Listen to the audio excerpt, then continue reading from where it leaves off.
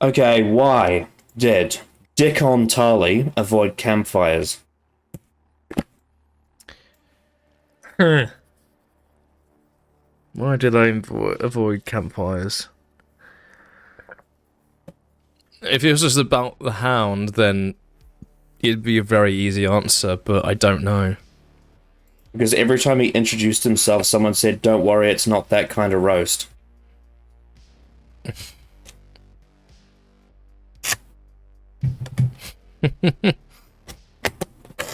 Get it? Because his name's Penis. Yes. Hello and welcome to Game of Thrones, Season 7, Episode 4, The Spoils of War.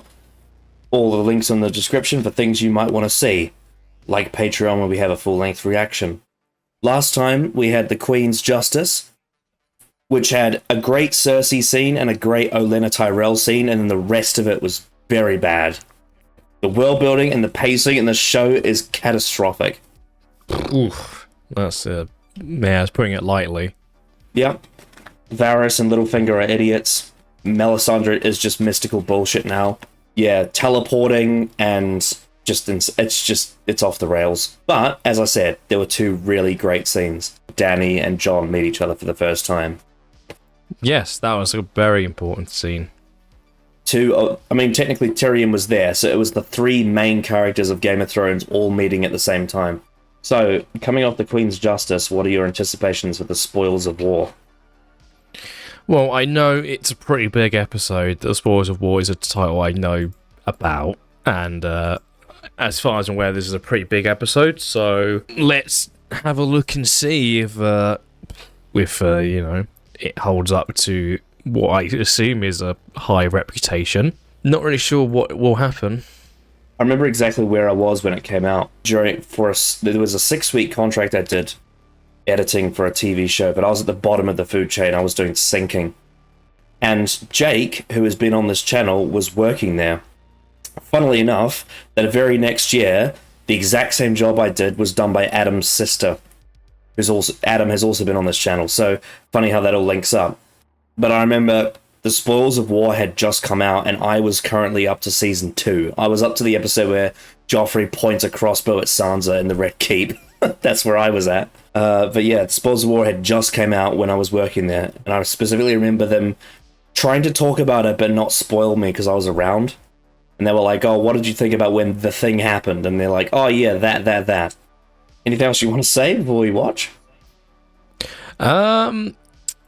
It's quite funny to think that we'll be halfway through the season, well over halfway of the season after this, when it doesn't feel like the season's gotten started.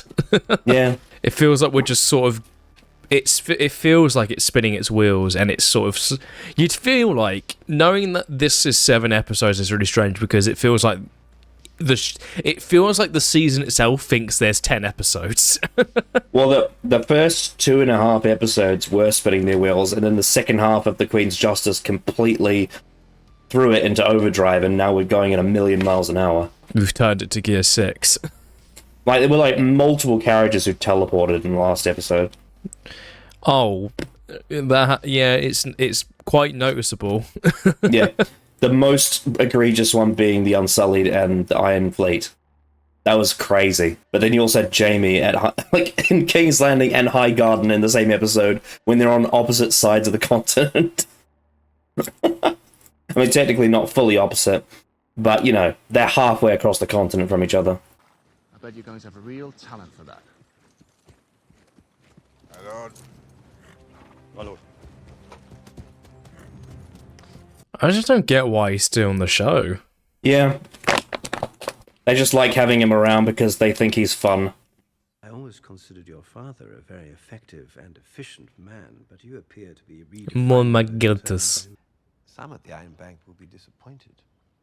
They've grown rather fond of your interest payments. We must devise a way to raise their spirit. Banks. Perhaps we could be of assistance in some current venture. Why is he so weak? The Iron Bank's supposed to be authoritarian. They're very strong. My hand, Qyburn, has made overtures to the Golden Company in Essos. I know them well. They've helped us recover significant... The Golden Company. As soon as the gold arrives. He's talking like he's a normal banker. Yeah, no. So long as you Oh, deliver season your 1 points. reference. It's the same knife. I wonder if that knife will be used for... Chaos in the world. I can only imagine. Chaos is a ladder.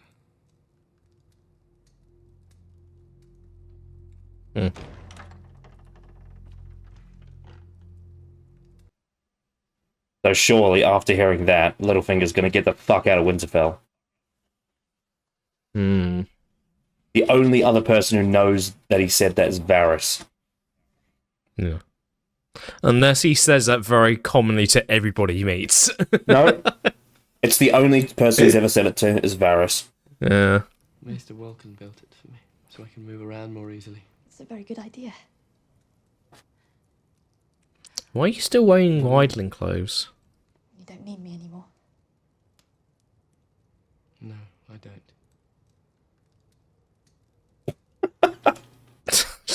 That's all you forgot to say. My brother died for you. Hodor and Summer died for you.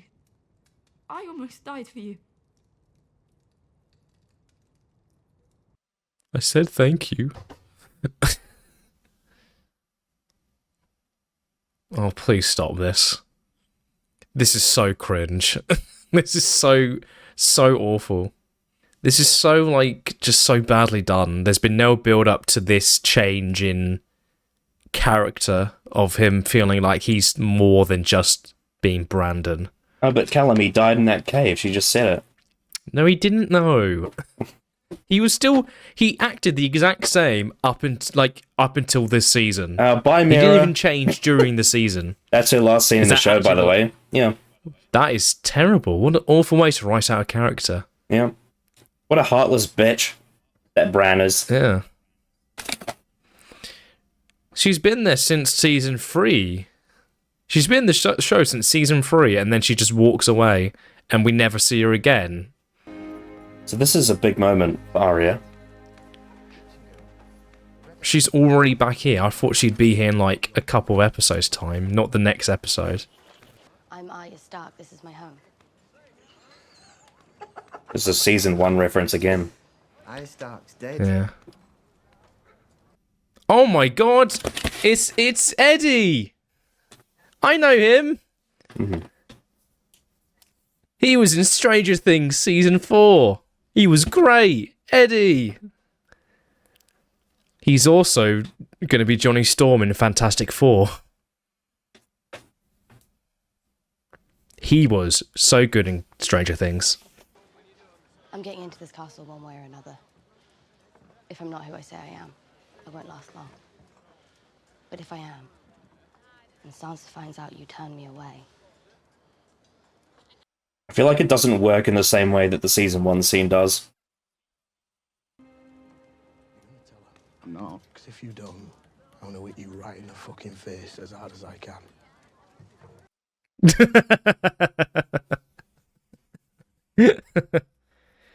You fuck. You shouldn't have run from the guards. I didn't run. You need better guards. Oh, yeah. John left you in charge. He did. I hope he comes back soon. I remember how... This feels so emotionless. Riveting conversation. What should you talk about, Aya? Someone who knew his face. Everyone who knew his face is dead. We're not. You know what would be interesting? You should talk about the fact that you were also there that day. Not only was Sansa on the stage, you were also in the crowd, Aya.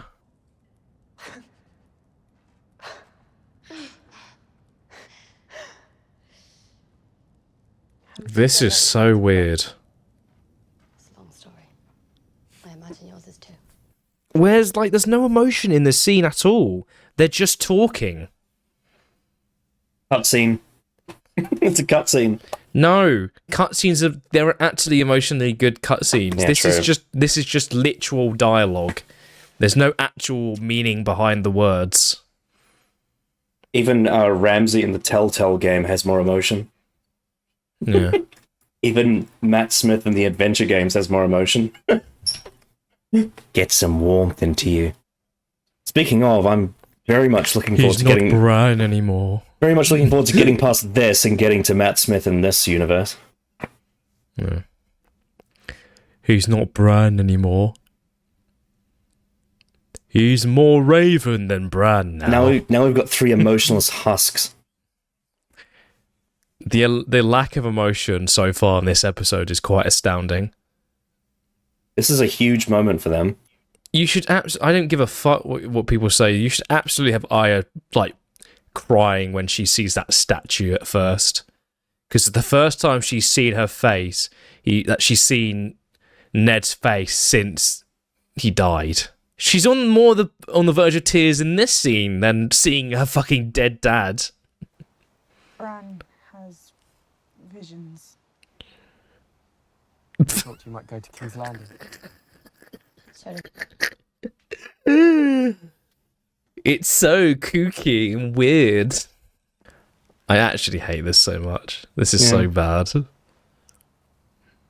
It's just so stupid. Oh, you. Why is this so awkward? where did you get this? Littlefinger gave it to me. Yes, for some reason, he's still here. He thought I'd want it. Why? Because it was meant to kill me. The cutthroat. After your fall. Why would a cutthroat have a Valyrian? Great delivery. What a great delivery that was after your fall. It doesn't matter. What do you mean it doesn't matter? I don't want it. I never have. They don't answer why the Cutthroat has Valyrian steel in the show. Like, in the books, it's Joffrey. That's why it's Valyrian steel. But they're just like, who knows? What an awful scene.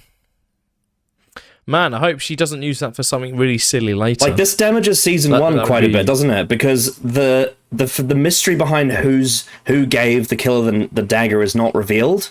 It's left as like an unknown for a while. Ambiguous. Yeah.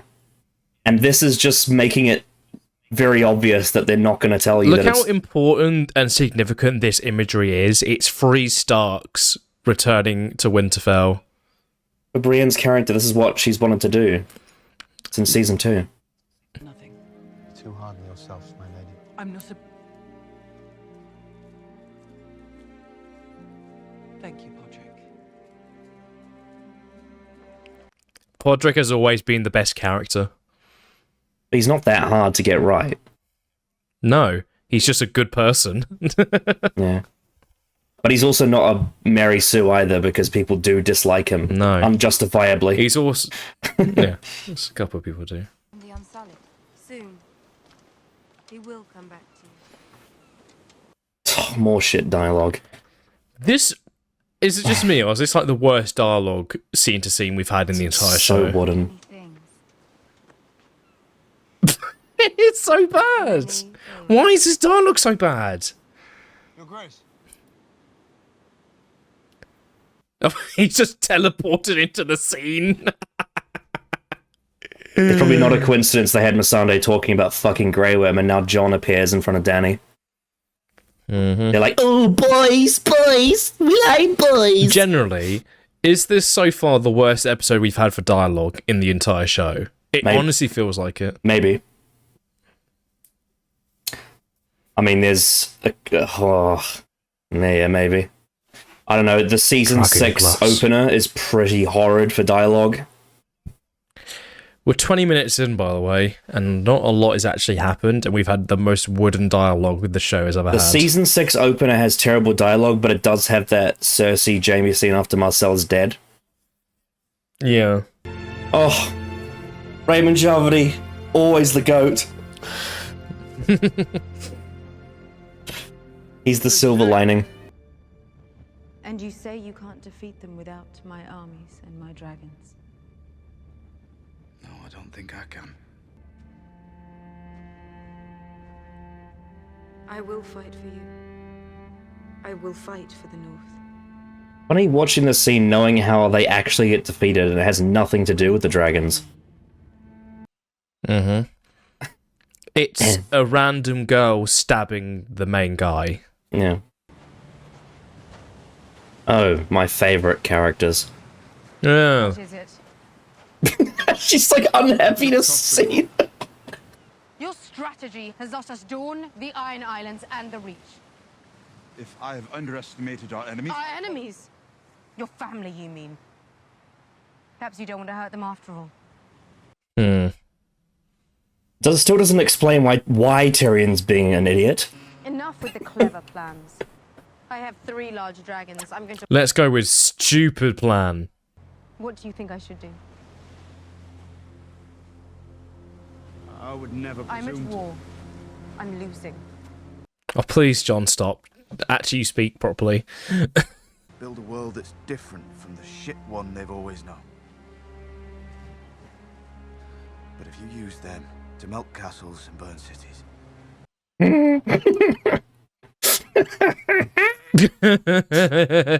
Yeah.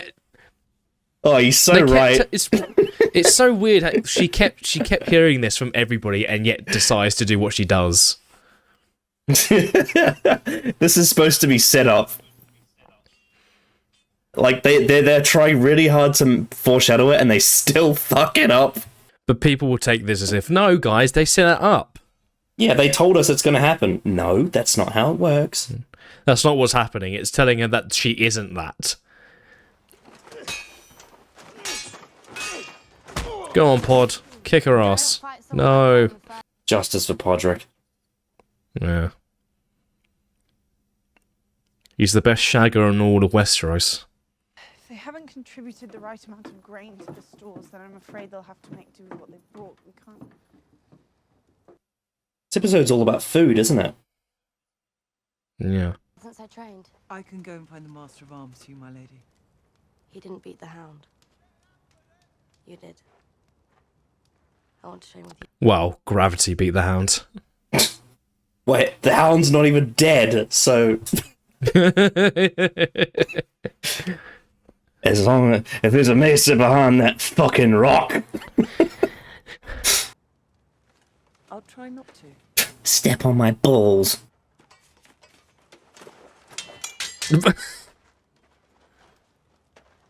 She's so good. I don't know where they're going with this arrogant route with Arya. Yeah, she's basically Batman now. No, she's like Daredevil.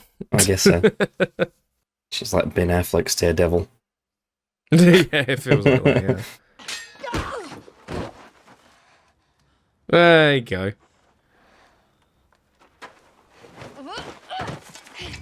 Whoa! Fucking hell, this is cringe.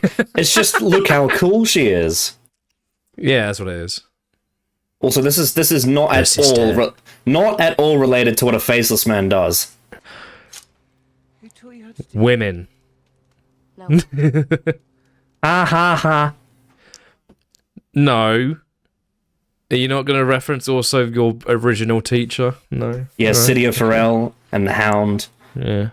You know, got all those other people. You could just say an old friend. No, but they had to get the funny line in.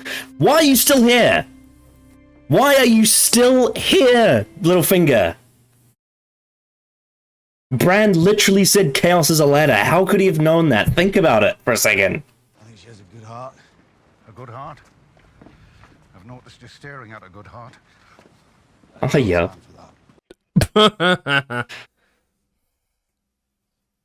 I was staring at a tit. Men do we have in the north to fight him? 10,000 less?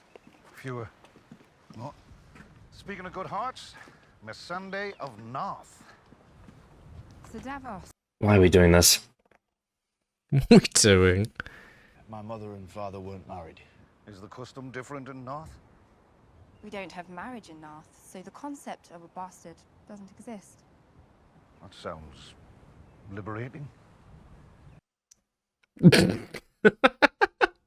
She's not our queen because she's the daughter of some king we never knew. She's the queen we chose. Democracy. Will you forgive me if I switch sides? Why is he being so awkward? No. Is that a Greyjoy ship?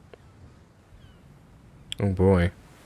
Oh, now this also can be very interesting. And why is that, Callum? Because they both remember Rob. That's why. Because Rob was important. I forget. I'm assuming John does know about what happened. Yeah, he does. Yeah. And what he should do is, realistically, John would walk out to him and punch him in the face. What you did for her is the only reason I'm not killing you.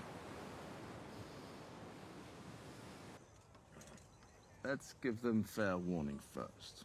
These men fought well at Highgarden.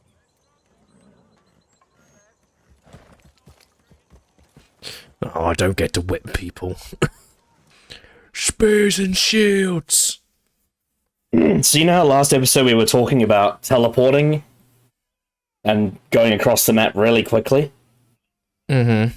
How'd she get here so quickly? Are the Dothraki also already here? Every episode has ended with a battle. Oh dear.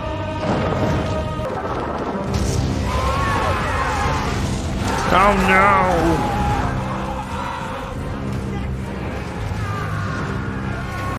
Oh dear. Those guys are like, fucking hell, we were that close. Oh, already? He was already burnt to a crisp into nothing? Wow. Oh, Jesus. Why are you burning the food, you idiots? What is the reason? You said earlier in the episode you wanted to feed them. Fucking hell. Do you remember that? On the beach she said we need to feed the Dothraki? Mm-hmm. Oh, Jesus. Why? Just why? Whoa. Yeah, dick on. Dick on. They really didn't do anything, really. Whoa. Not his gold. At least he didn't do the tropey thing of picking up the gold first. Just a burning man runs into him. That's what I thought he was going to do. It's Bronze Battle of the Bastards. Oh no. This guy really wants to kill this guy. Yeah, he's horny. Like got a he's horny for mission Bronn to being kill dead. Bronn. Wow. If only you gave up. How the fuck are you here? Did you come with her? Obviously. Connor, did you know that war is bad? Couldn't tell. As always, Raymond Javadi is the king. Now, how does Bronn not die here? He literally jumps aside and then the whole place is engulfed in flames. He should not be alive. Ah, he sees him. Come on, boy. You fucking idiot. How? Yeah. Fucking how? Bronn is a god. So not only did he survive his should-be death, he also saved Jamie. Well, now he's gonna drown, surely. Yeah, all that heavy armor. Oh, well, is that you can it? do the outro if you want. Your initial thoughts on the spoils of war? Oh god, really terrible. I thought this episode was really bad. I thought the dialogue for the... Does it surprise you at all that this is the most popular one from season 7? I mean, I guess not. Because it has a big fight at the end. So, people would be very pleased to see a big dragon fight at the end. But realistically, when we look at the actual episode, for the first half of this episode, the dialogue is absolutely dire. Yeah, this was not a fun time. And it was actually quite annoying and frustrating to watch the good 20 minutes of absolute wooden dialogue. And then the fight itself was, I mean, it happened. There was a lot of really silly plot armor and a lot of really stupid things happened. So yeah, it's a season 7 episode. It's that episode. I think it's season 1, episode 3. And I know you noticed this season they're doing a lot of references to season 1, a lot. Mm-hmm. It's season 1, episode 3 when I think it's that or it's episode 4. I can't remember which one it is. It's when Robert Baratheon's talking about the Dothraki. Or maybe it's episode 5 with Cersei. I can't remember which scene it is, but he talks about how the Dothraki would stand on their horses. And I feel like this battle is inspired by that one scene. Right. But yeah, no, this is I mean it's not as overrated as Battle of the Bastards, but I feel like there's a lot of similarities in like how people like it and how it's not very good. Feels very superficial. This time instead of Jon Snow, it's Bronn. He's the point of view character. Not very interesting. Yeah, let's crack into some characters. So, my biggest issue with Jaime Lannister is the idea that he thinks he can survive standing in front of that dragon. That attempting... It's like he forgot the dragon was there.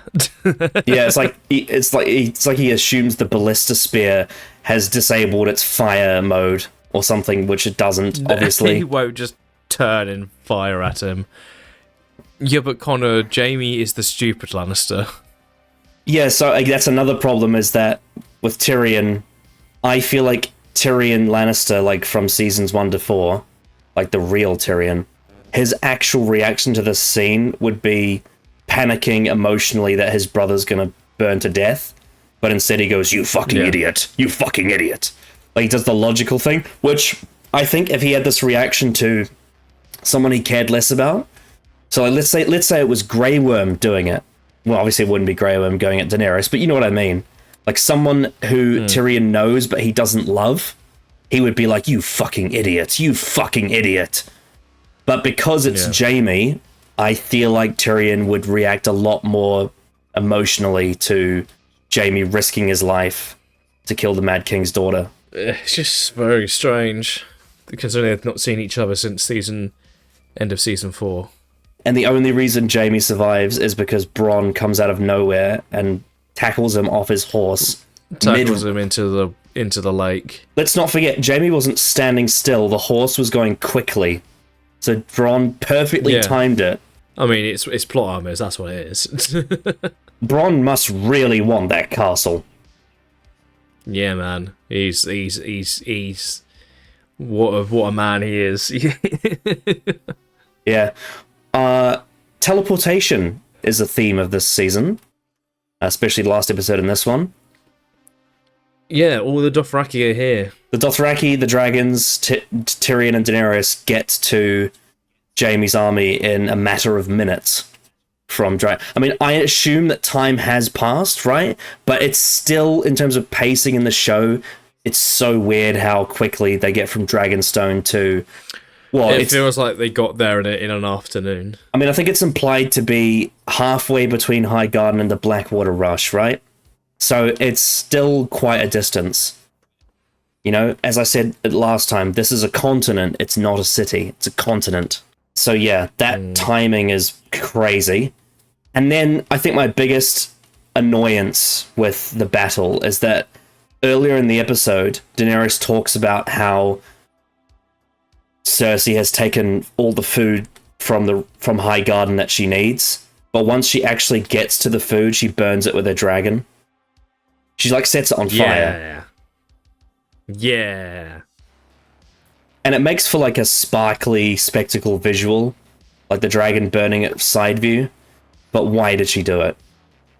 Why did she burn the food? Like, two of the things in the world that a queen/king and army need most is food and gold, and she burned both of them. I'm getting sick of the visual of Dany riding her dragons. It's getting really boring. Dracarys! The penis jokes with Dick on Tali as well, which is just adding on another layer. Yeah, it's sick. But then he was actually really useful. He actually saved Jaime. Yeah. And Jaime, I mean, I know he's a great sword fighter, but with his offhand fending off a 2 machete Dothraki is quite You know, it's quite impressive from him, given his state and his age too. Yeah. He's not spring chicken. He's probably in his 40s. What else? There's just a lot wrong. I mean, I do admire some of the filmmaking aspects, like how they got real stuntmen to be set on fire for the scene. I think that was really crazy how they did that. In terms of production, it's pretty much good. Yeah, and also, you know, how Bronn had that one continuous shot, which is very similar to Battle of the Bastards, except it also has the issue of plot armor and crazy chaos being a little weird. I do think it's less egregious than Battle of the Bastards, though, to be honest. I think it's... Yeah, I'd say so. I think this one gets away with it a bit more. There is that one storyline they do in it where that one Dothraki really wants to kill Bronn. Yeah, that was quite funny. And then gets speared with a ballista. I think, as I said in the reaction, it's funny how Bronn shoots down Drogon, and yet what happens in the next season happens, but we'll get to that. So yeah, your thoughts on Jaime, Bronn, Dickon, Randall, and the battle? I guess same as the other. It's just really strange and not very good. It feels really weird that Tyrion's first reaction to seeing Jaime after 3 seasons is just run away and not, holy shit, it's Jaime. Not having a reaction to actually seeing his brother. Jaime falls in the lake with a full suit of armor, so surely he's going to drown, right? Oh yeah, he's going to sink because of his armor, yeah. Yeah. You'd have to pick him out. You'd have to pull him out with a crane. Or some kind of, like, underwater forklift. Which don't, And by that's the way... end of the episode, which is like, alright. Yeah, by the way, those things don't exist in medieval time, I'll just say that. No. Maybe a big chain. So, nonsense battle, spectacle visuals, but story writing is crap. I guess the presentation of the Dothraki rumbling over the horizon is pretty cool. As a visual, yeah. Yeah, but again, how did they get there so quickly? Did they just sprint all the way from Dragonstone? Yeah, they just ran really fast. Randall Tarly wanted to whip some people and wasn't allowed to. Yeah, I guess so. Yeah. I guess he was really annoyed by that. What do we think about how all the main characters avoided being burned alive? It was just that was really strange. It makes you again. It just feels like, oh man, war is really bad, isn't it? Well, the thing is that Dany basically has a giant lawnmower, and yet she misses the patches of grass that mean the most. Like, somehow she manages to circle around all the characters that are actually important to the story. For seemingly no reason. Shall we talk about Dragonstone? I guess we can. It's there's not much to say. Yeah, so Dany and Missandei talk about boys, like a bunch of schoolgirls. Missandei says many things happen. Then Jon appears and looks really small. I will say, the presentation of showing her the Children of the Forest, the First Men, and the White Walkers was fairly well done. I don't think it's terrible. I do think the whole your pride thing is weirdly hypocritical, because Jon obviously isn't doing it for his pride, and she knows that, so it's just a strange conversation to have. Yeah, but he's a man. Dany dresses down Tyrion for being an idiot, and rightfully so, because he has been an idiot. For a very long time. It's almost as if, why is she keeping him on as her hand at this point? Yeah. And then she says, oh, who wouldn't do that? A smart person, yet Tyrion's not being a smart person because he's being dumb. And they talk about how she's not going to burn down the Red Keep, which is hilarious in hindsight. One thing I thought was just quite funny as a visual was just Jon holding out his torch in outside for like really long time. It's just like you could just throw it into the water there. I don't want to set the sand on fire. What if we have to go back inside the cave? Into the lake just there. They very forcefully had Jon touch Dany's arm to move the torch because they want them to be romantic. Yeah, I noticed that during that scene. There was very much an inkling of like setup for a potential romance. Is this the most awkward comedic relief Davos Seaworth has ever been? I guess so. It just feels very he just feels like he's around at this point. So he tells John that I noticed you looking at her tits. And then he flirts more with Missandei of Narth, which is really strange. I don't get why Dan and Dave wanted this. Apparently Liam Cunningham was very against this. He hated that they did this to his character. You know, there's a few little quippy lines in there that I'm like, okay, sure. I understand that. I think my favorite element is Missandei describing that on her island bastards aren't a concept because there's no such thing as marriage. I think that was nice. She's probably like the only character on Dragonstone that has a bit. I mean, I guess John does have a few good lines. Like, you know, when Dany asks John for advice, which is really funny because that's just so strange that she would do that. But anyway, when she does ask him for advice, he does raise a few good points about how they've seen her do impossible things and maybe they'll believe that she can make more impossible things happen. So, you know, there's something to that, I guess. Varys is there, exists, does nothing, says nothing. Yeah, what else is there to say about Dragonstone? We had a bit in King's Landing with Cersei and Tycho Nestoris at the start. Very briefly. Yeah, once again, good performances, obviously, from Lena Headey and Mark Gatiss. But kind of similar to my point from the last episode of, it's strange how much leverage Cersei seems to have over the Iron Bank when it should be the other way around. I feel like the Iron Bank should be putting way more pressure on her than he is, if you get what I mean. Because I feel like they have a big reason to be extremely against her, and yet the only thing we seem to get is, we'll give you everything you want if you pay back your debt. And it just feels like a normal bank as opposed to the special bank they were before. Because you remember how hard Davos Seaworth had to fight for Stannis in Season 4 to get the Iron Bank on his side? It feels like they're willing to make compromises, which goes against how Tywin Lannister introduced them. They're supposed to be like a solid brick wall you can't get around, whereas this doesn't feel like that at all. It kind of goes against their interests. To take another risk on Cersei when they already risked it on Stannis and lost. So yeah, lovely. They've now referenced the Golden Company, which I can't remember if you know much about them from Season 8, but it's very funny in hindsight, thinking about the Golden Company. Yeah. Mm-hmm. I'll let you talk about the worst thing about the episode, and that's Winterfell. Let's start with some of the worst dialogue in the entire show. Let's talk about the Littlefinger Bran scene with Chaos as a ladder. Yeah. And the knife. Chaos is a ladder. Another reference to Season 1 with the knife. And then Chaos is a ladder with Season 3. So what do you think about how Littlefinger is staying around after Bran said that? No idea. Don't know what he's doing. No one knows what he's doing. He doesn't know what he's doing. I feel like in a good season and good episode, that actually would be quite meaningful. But it's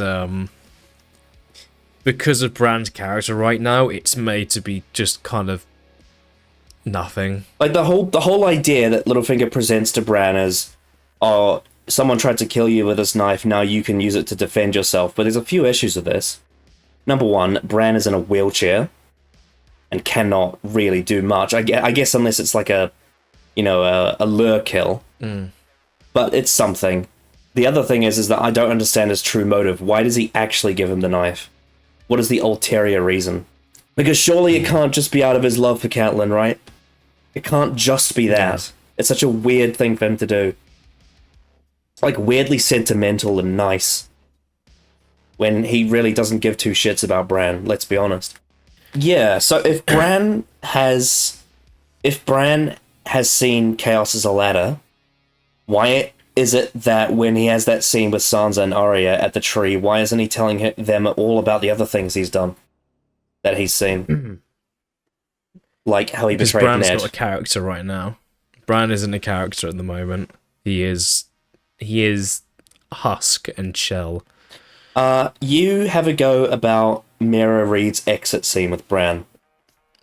Fucking awful. What a waste of time. I just don't understand why they've decided to do this whole Bran is now an emotionless husk of a character. Like, from season 6 to 7. I don't know why.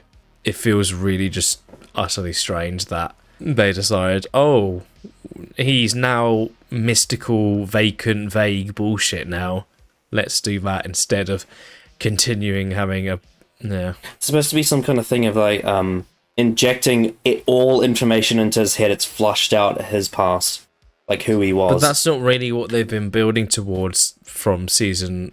Yeah, for a season now. This feels like a thing they've decided to do now.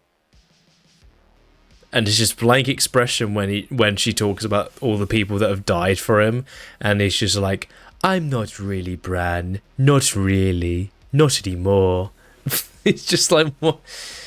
Fucking so stupid. Like, remember all those scenes in season 2 where Maester Luwin was kind of like a therapist. He was helping Bran with his depression after he lost his legs, and season 1 as well. And it's just so strange that this is his arc. Died in that cave is fucking stupid, because no, he didn't. He didn't die in that cave. He still acted pretty much the same for the rest of the season.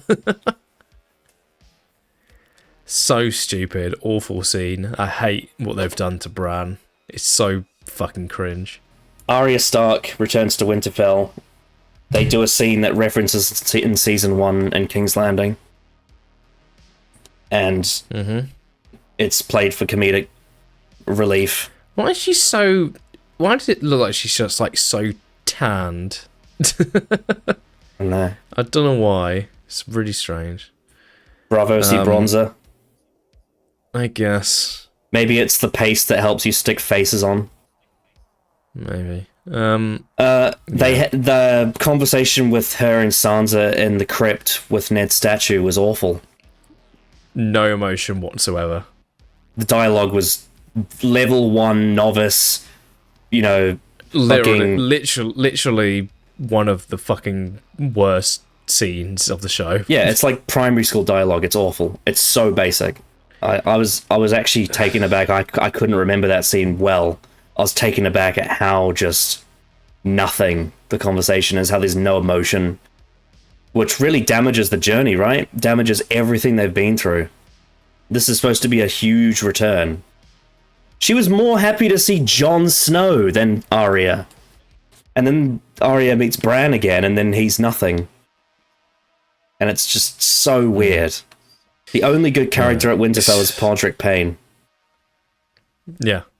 And I guess Brienne is consistent, but they're not really doing anything with her, are they? Apart from no, not really. Showing that Arya is now equal to her in a fight, which is pretty insane. Given that, like I explained, what does this have to do with being a faceless man?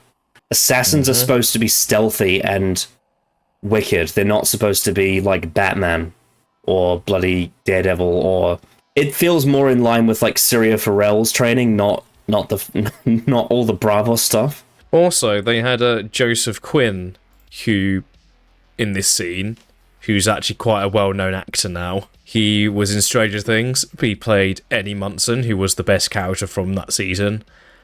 He was also in A Quiet Place, the recent one, the third one. And he will be Johnny Storm in Fantastic Four with Pedro Pascal. He's had quite the trajectory since this, I guess. This episode had a very important character moment for Brienne, right? Because Sansa and Arya are safe at Winterfell, which is the pledge she made to Catelyn. And there's that line of dialogue where Podrick says, you fulfilled it, and she says, I didn't do anything because they got here without her, I guess. Even though that's not technically true, she did help Sansa at the start of season 6. I guess that one small conversation with Pod and Brienne was okay. There was one other conversation I forgot to mention that happened at Dragonstone, and that was with Jon and Theon. That feels at very least suitable, that moment. Yeah. It did... Okay, it is in character, but the big brother syndrome in Jon's tone, it's never been my favorite kind of thing. But I do, at the very least, understand where he's coming from, so I can excuse it. You know, What you did for her is the only reason why I'm not killing you right now. I think the reaction is suitable. I think Alfie's acting as Theon works great in this scene. The way he... Yeah. The way he's... I don't think I'm a big fan of what he's saying in the moment, because it kind of feels like he should address what's happened. Yeah. Why do they talk about Rob? I think... Talk about Rob! Yeah. For fuck's sake! We've not talked about Rob since season 3. Well, technically Jamie talked about Rob, but, you know. Yeah. But significantly. But John hasn't talked about Rob since season 4. Really? Yeah. I don't think so. Unless there was that one conversation he had with Sansa, but I don't remember season 6. Ugh. No. Oh, well, Sansa said Rob was stupid for what he did, because he left. Oh, lovely. I mean, he was, but that's not the whole context. It's more... No. It's a very simple way of looking at it. He was madly in love. He felt loyal to his father, and he was madly in love with Talisa. It was dumb, and it was dumb that he beheaded Rickard Karstark, but you can understand his rationale. There was rationale behind it. Because what Tywin Lannister did was unfair, and what Walder Frey did was unfair, and what Rickard Karstark did was unfair. So there was a rationale for him doing all those things, even though it wasn't strategically smart. Yeah, this is pure Dave and Dan, shoddy script, relying all on spectacle. It's shite. Really, it's really shite. You notice something interesting about the direction, mainly the lighting in the outdoor scenes and with Bronn and Dickon and Jamie. Specifically when Jamie was talking to Dickon, if you go to that scene, it just feels like there's a really clear floodlight on his face. Yeah. Rather than natural like sunlight. It's really strange. You can see the same light on the sides of the heads of Jamie and Bronn as well, like on their hair. Yeah, it just feels like... it's not natural lighting. Probably because the background is so, like, extremely blurred as well. It's also very orange, but it feels like there's a very clear light on their face. Makes it look really plastic. Yeah. Which is weird because it's an outdoor scene. Like, it shouldn't look like that. It's a location scene. Usually you'd get that kind of weirdness with a studio scene, but this is location. It's so strange how it looks. It's like they've over-edited it. They've overdone it. Yeah, maybe they didn't think about that on the day when they filmed. What did you think of the direction overall? I feel like they did a pretty solid job of capturing the spectacle of it. And also earlier in the episode, there was quite a few good, compositions. Like, I think the best directed scene's probably in the Dragonstone Cave with the children and the White Walkers. I'd say so. Yeah. I mean, it's obviously a very high-budget show. I love the shot where Dany is flying over the lake and then the music dips, and it's that sort of slow weaving, the way she sort of glides. I do really like that. I like the You know what was, like, quite the dullest part in terms of direction and cinematography in this episode? Literally the scene between Arya and Sansa in the cave. Yeah. In the crypt. It was so dull how it was done. Do I call you Lady Stark now? Yes. It doesn't look like him. It should be covered by someone who knew his face. Everyone who knew his face is dead. We're not.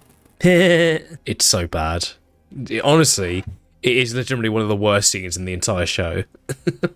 Yeah, I think the only thing that beats it is, like, catastrophic shit. They say you saw Joffrey die.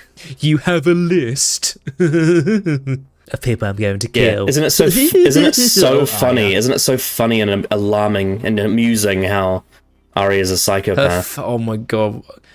Maisie, Maisie's laughing face is not great. It's very meme-worthy. It's really, it's just a bit awkward. Well, she does that laugh in season 4 when she's at the bloody gate, remember?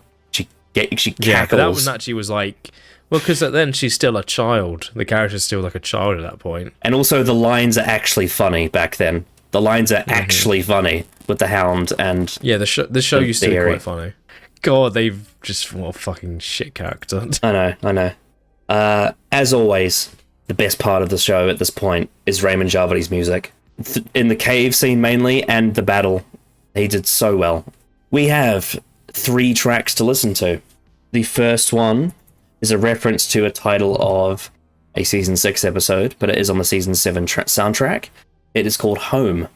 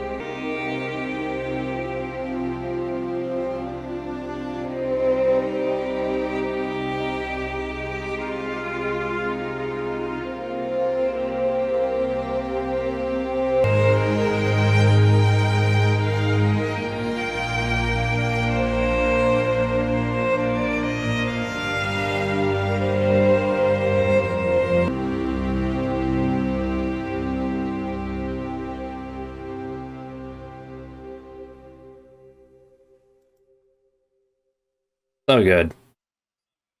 Mm-hmm. Anything that's up to scratch at the moment. Yeah. Great Stark theme.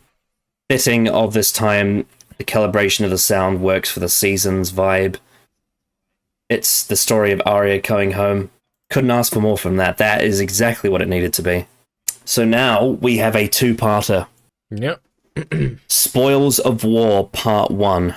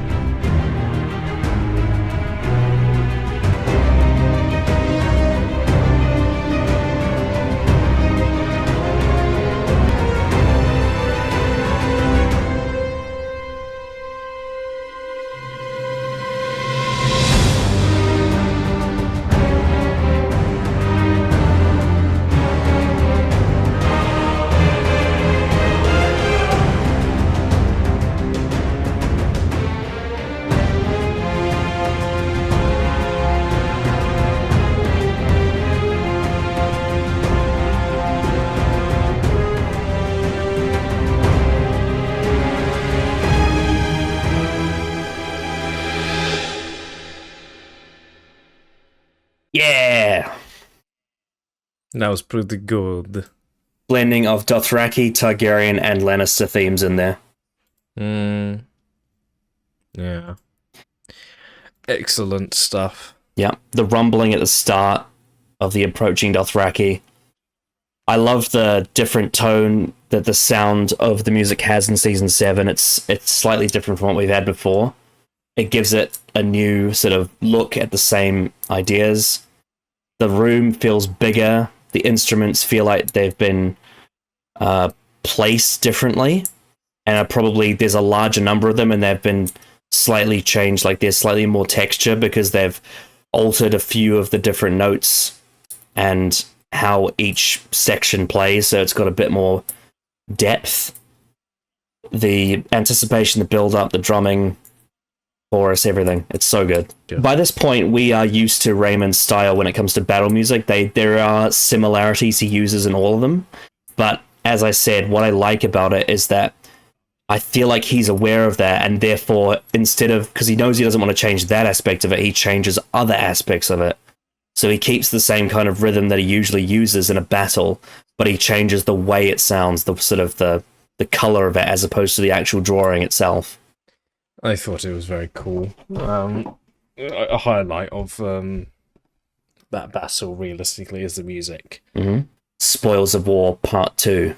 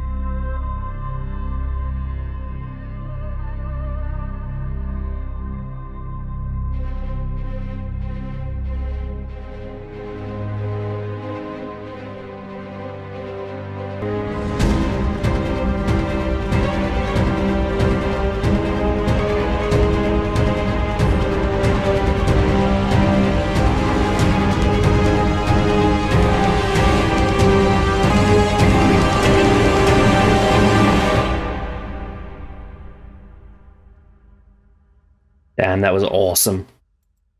Yeah. Oh, so good. So good. That's one of my favorites of Season 7, I think. That the start when it plays the Lannister theme and then it transitions seamlessly into the Targaryen theme is crazy. Yeah, that's good shit. Oh, and then obviously Drogon gets shot down and Jaime charges. So good. As I said, when it started playing the Targaryen theme, I was like, hang on a second, how did we get there? I completely didn't even realize as it was happening that we were transitioning. And then I was like, holy shit, he did it so well. Seamlessly between Lannister and Targaryen theme. Oh, it's just a shame the story itself is crap, but that music is so good. Good shit. Good shit. Some of the instruments in this one felt very John Williams to me. Yeah, so I briefly mentioned it in the reaction, but one huge difference between the books and the show is that it's all about the cat's paw and the knife and who sent it. In the books, they reveal it's Joffrey. Joffrey mentions it to Jaime. He says, "Oh yeah, I wanted to impress father," or something like that. I can't remember the exact context, but Joffrey was the one that took the Valyrian blade and demanded to have Bran killed. But in the show, they don't say that, and they sort of just lampshade it in this episode, don't they? Because they just sort of go, whose blade was it? I don't know. Littlefinger just doesn't know who it was. Lied about it being Tyrion's. To Bran's face, no less, which is a strange choice. The viewership.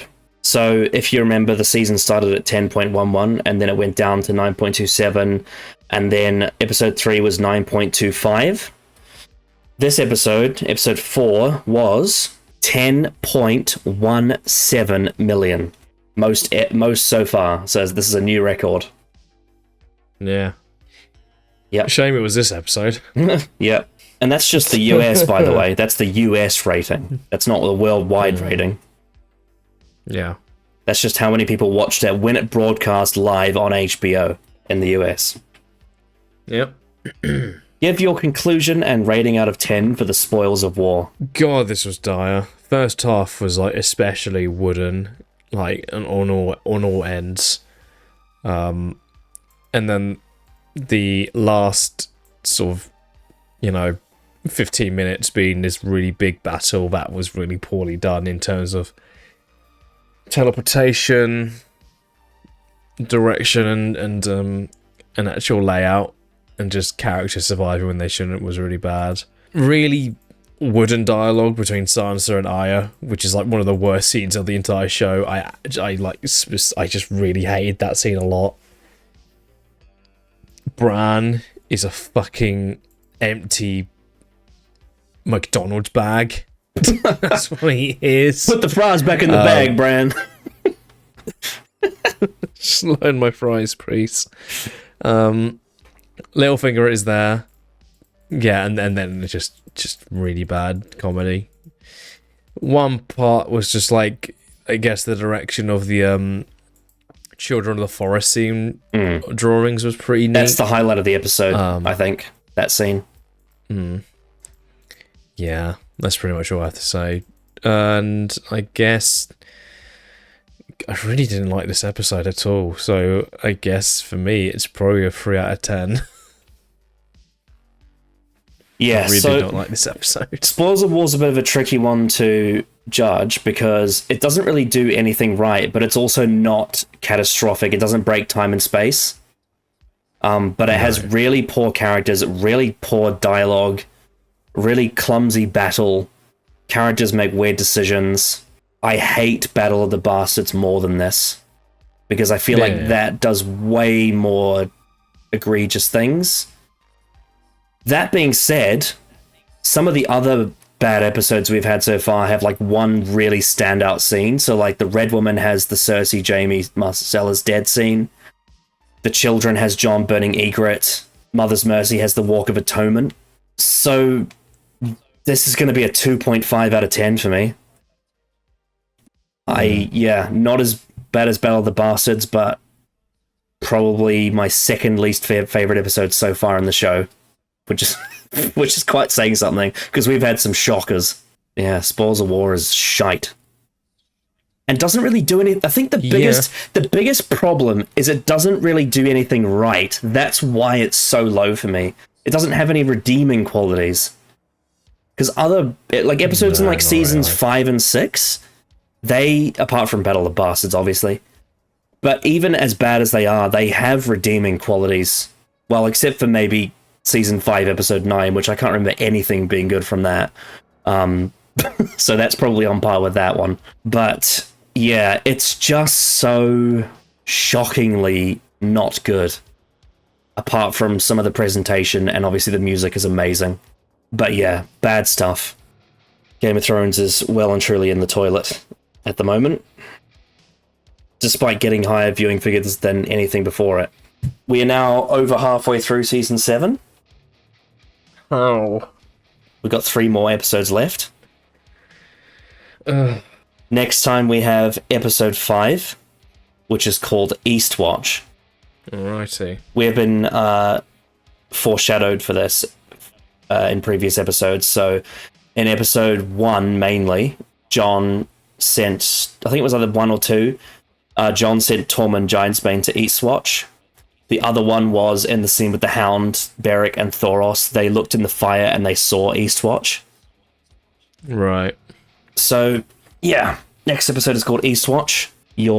Both your thoughts and anticipations going into Eastwatch, and also how you feel where we are now that we're halfway through the season. In terms of where we are in the season, we're in a really bad place. This is a really rushed season, and it's just speeding along, trying to get everything it needs to done before we get to season 8.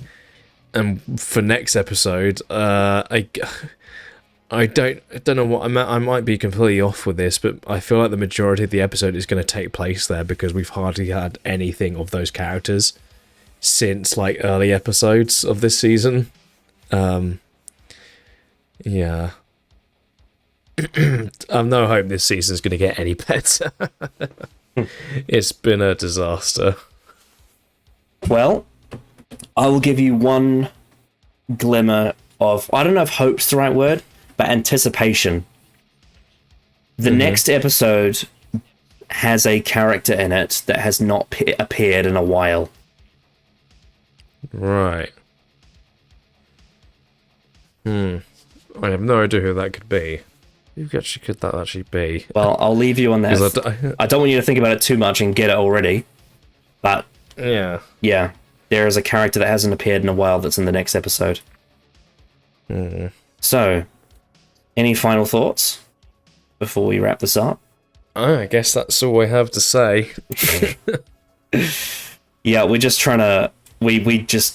I really want to get to House of the Dragon and A Night of the Seven Kingdoms, because I'm actually excited to watch those. I want to get to season 8. Well, I suppose, yeah. I guess season 8's more entertaining than this because it's so bad that it's hilarious. Like, season 8 is so just dramatically terrible that you can't help but laugh at it. Yeah. Yeah. I wonder if the versions of season 8 that we have downloaded have the Starbucks cup in it. I hope so. Because I'm pretty sure they got edited out eventually. That was Game of Thrones Season 7, Episode 4, The Spoils of War. We will see you next time for Game of Thrones Season 7, Episode 5, Eastwatch. I bid you adieu, a good night, and a goodbye, a bang.